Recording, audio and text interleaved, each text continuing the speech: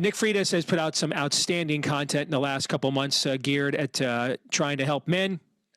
He's been a member of the Virginia State Legislature, and he's on the ground there right now in his home state. It's a cautionary tale of what happens, how quickly and swiftly Democrats move when they gain control. It is good to finally have him here on the show with us. Nick, how are you, man? Well, I could be doing better. It's not a great time for Virginia right now. It is not. And so you're on the ground there. This was already a state that has kind of, I would say, toss-up leaning blue is kind of how I would describe Virginia in the last decade or so. So it's not like you guys are just like blindsided by a Democratic presence in the state. You've lived through a little bit of this devolution already, which I think even maybe makes what you're seeing now even more of a potent warning, Nick, because you guys have been softened up a little bit already, so to speak, by the opposition. And now, even after that, to see the swiftness by which they are moving here is still very striking. Yeah, I think it's so. I spent 10 years in the Virginia General Assembly. Like I was a delegate 3 weeks ago, and I was there when I first went in. We had a 64-seat Republican majority in the House of Delegates, where we have 100 members, and now the Democrats have a 64-seat Democrat majority. So how did they manage to do this? Well, one, they would always take advantage of. We have off-year elections in Virginia. When Trump got elected the first time, they were out there in force. And they took the majority for 2 years. They took the House, the Senate. They had the governor, lieutenant governor, attorney general. So what did they do as soon as COVID happened? They changed all the voting laws. They changed all the voting laws. They went for things like same-day voter registration. They went for permanent mail-in ballots. They went for anything you could imagine to make it easy to cheat, right? They did it all. And then the very next year, they had some more gains, but there was a backlash. There was a backlash because, as you said, Virginia was not like a solid blue state. It was a swing state, and a combination of, Joe Biden being in office and just generally screwing things up on the regular. Glenn Youngkin running, Winsome Sears, Jason Miras. We managed to take back the House for 2 years. The Democrats still have the Senate by one vote.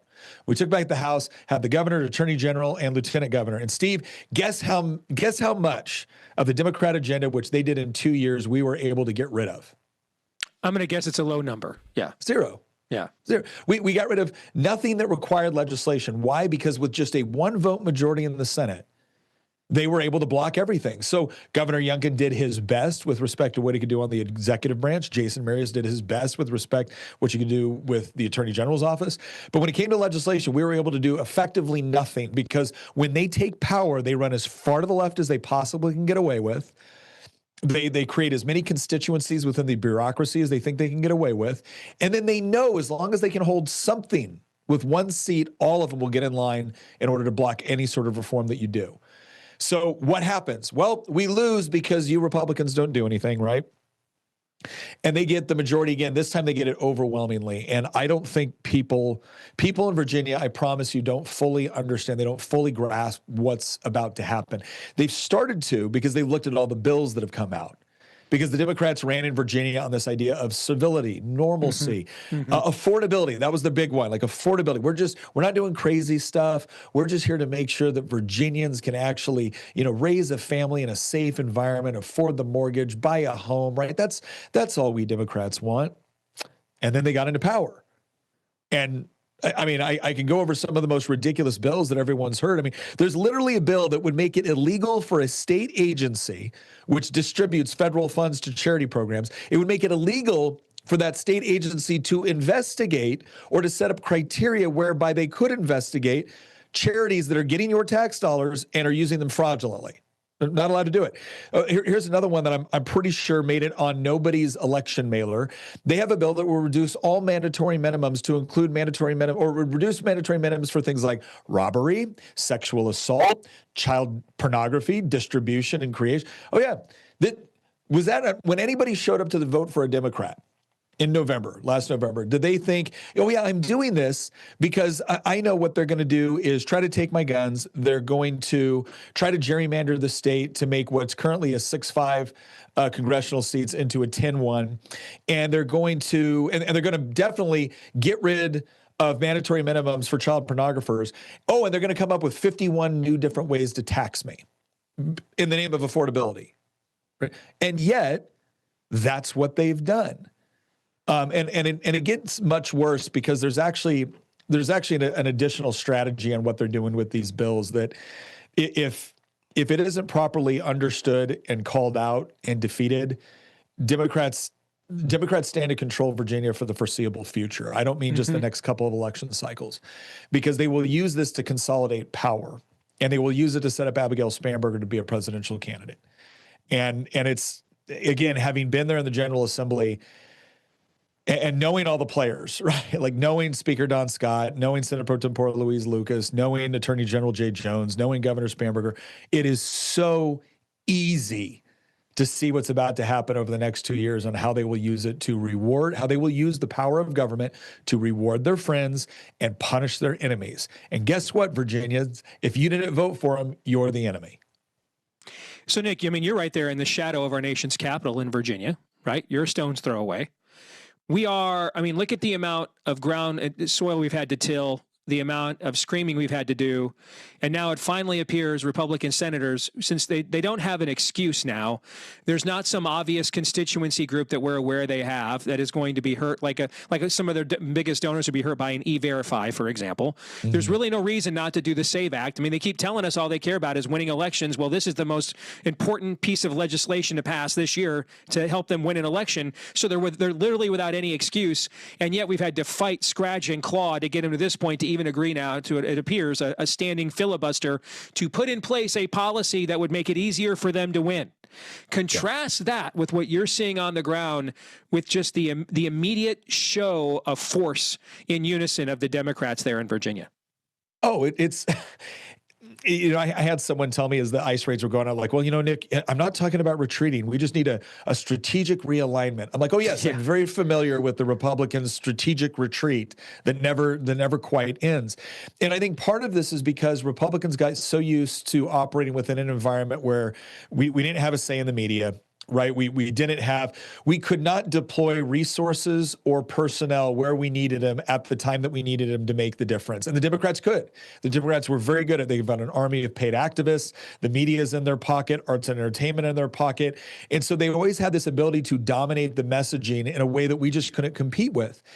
And then social media came along, and specifically X no longer being dominated by the left. Trump gets into office, and all of a sudden all the other platforms are now, you know, not deplatforming us the moment we're not, you know, regurgitating whatever the left puts out. And these guys still don't know how to leverage it. They still think, I will give you a perfect example of this. When I was still in the Republican House of Delegates and the Democrats were basically going through with this push to completely and illegally change our Constitution so they could gerrymander the entire state, right? The response was, well, we need to do a press conference. And I said, I'm like, why?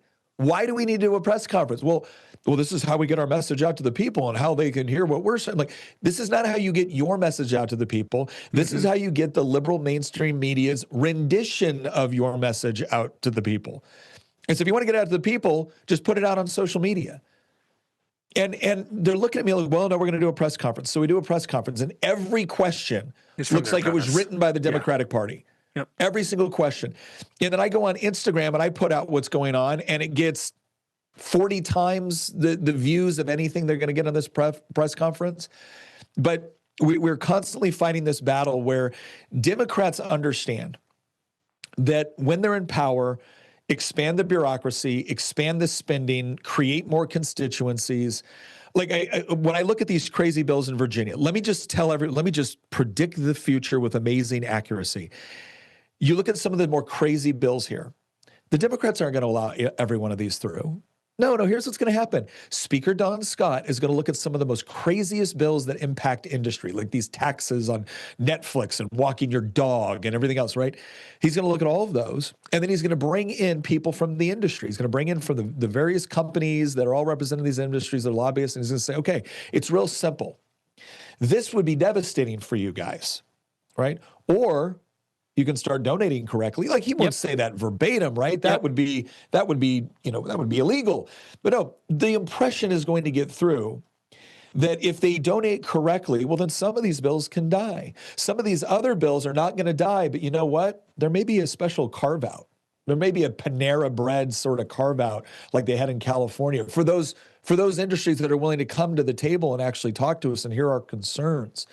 And so the industries will all get the message. You don't hire Republicans. You don't hire, Glenn Youngkin appointees. You don't hire former Republican members. You don't donate to Republican candidates. You donate to our candidates, and you donate to the things that we want. And oh, by the way, maybe you put some of the people that we really like on your corporate boards so we can make sure that you're doing the right thing and keep an eye on you. And provided that you do all of those things, well, I got good news. You're now eligible for subsidies. You're now eligible for car. You've got a seat at the table, big guy. In fact, even if we raise this tax over here, we'll do it in such a way. You're a member in good standing is what you're defining. Yeah, we'll do it in such a way to where it crushes your competition. And now you got to pay a little bit more in taxes, but we just helped you consolidate the market. Yep. Right. This is what they'll do. And for everything that when Don's done doing that, then they'll go up to Abigail Spanberger and they'll say, Abigail, we're going to permit you to veto some bills. And that is how the conversation will go. You will be allowed to veto certain bills so that you can reinforce this idea that you're a moderate. The Democrat legislators, they carried some crazy bills, but moderate, reasonable Abigail Spanberger, she vetoed some of those bills because she's a moderate. No, she isn't. Her voting record in D.C. proves she's not. Her initial executive order in Virginia proves she's not, but it doesn't matter. The press will dutifully report it. They will flood everything. And the people out there that don't really pay attention will be like, oh, well, see, Abigail vetoed two of those bills that were because she's willing to work across the aisle. No, she got permission from Don Scott and Louise Lucas, whose support she needs when she runs for president, to veto certain bills as long as she didn't touch the ones Democrats really cared about. And that's how this process works. And the industry will get the message. They will consolidate power with respect to the donors. People will learn that you don't give to Republicans or you get in trouble. People will learn that if you work for Republicans, you get in trouble. And then don't even get me started on Jay Jones. I'm sorry. Do we really think the guy that was fantasizing about Republican kids dying in their mother's arms is going to have any qualms about launching investigations into any number of the regulatory bills that they're actually looking to pass? Mm-hmm. And do we have any question that they will be targeted investigations that will never touch any of their political allies? Of course they will. And everyone will get the message. Play ball. Now, what would Republicans do if we were in charge? Well, we don't see the government as a weapon to use against fellow citizens that we disagree with. But if we don't start using legitimate government power to actually carry out legitimate government functions, then what's going to happen is we're going to look at Republican leadership and say, what are you good for? It's like, Republicans, hear me. If you actually want people to believe, if you want people to actually believe in the Constitution, if you want them to believe in our processes, if you absolutely believe those things are essential and wonderful and good, great. Use them in legitimate ways to achieve the end states that you were elected to achieve. Because if you don't, everyone's going to get the impression that this is meaningless. This is meaningless. The left always gets what they want, and we never get what we want. This doesn't work. And Amen. So I don't know how else to say it to get them to understand. I didn't have the best luck with my own caucus. Certain members absolutely got it. Were wonderful to work with. Other people, it's just, I don't even know what to say. They don't know what time it is. They don't know what time it is. They think they're dealing with Democrats from 30 years ago, and they're not. Well, they're going to bitterly learn what time it is in real time right now.